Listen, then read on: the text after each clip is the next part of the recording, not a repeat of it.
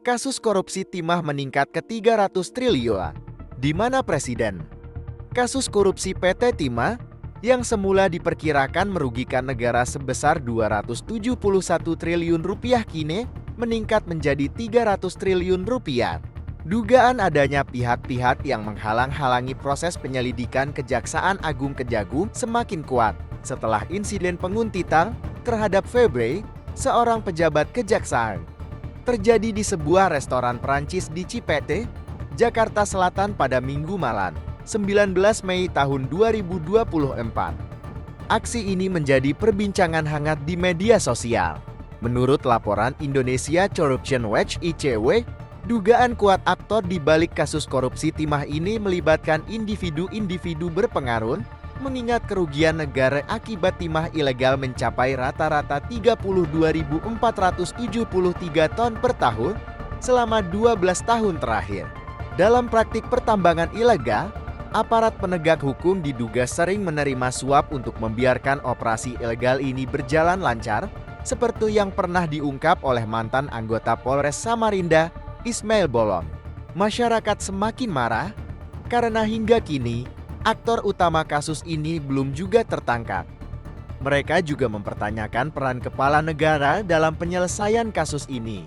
Sebagai perumpamaan, seorang pemilik rumah tentu akan marah jika pencurinya dibiarkan lolos, dan bisa memecat penjaga rumah jika tidak becus menjalankan tugasnya. Namun, bagaimana dengan Indonesia? Kasus korupsi timah hanyalah satu dari banyak kasus korupsi yang mencoreng era pemerintahan Presiden Joko Widodo. Tetapi Jokowi sebagai presiden justru tidak menunjukkan komitmen terhadap pemberantasan korupsi yang ada. Komitmen terhadap pemberantasan korupsi semakin melemah, terutama karena Komisi Pemberantasan Korupsi (KPK) tidak lagi independen sepenuhnya dan gerak-geriknya harus atas persetujuan Presiden. Tidak heran jika penyidikan kasus timah ini berjalan lambat. Bahkan, Presiden belum menunjukkan tindakan tegas atas kasus korupsi yang merugikan negara sebesar 300 triliun rupiah ini. Selama 10 tahun terakhir, korupsi telah sukses memiskinkan negara dan memperkaya pejabat pemerintah. Kasus ini juga membuktikan bahwa Indonesia kaya akan sumber daya alam, namun rakyat hanya menjadi pemilik di atas kertas, sementara pejabat yang menguasainya. Rakyat dibebani dengan pajak dan berbagai kesulitan, sementara kekayaan negara dinikmati segelintir orang.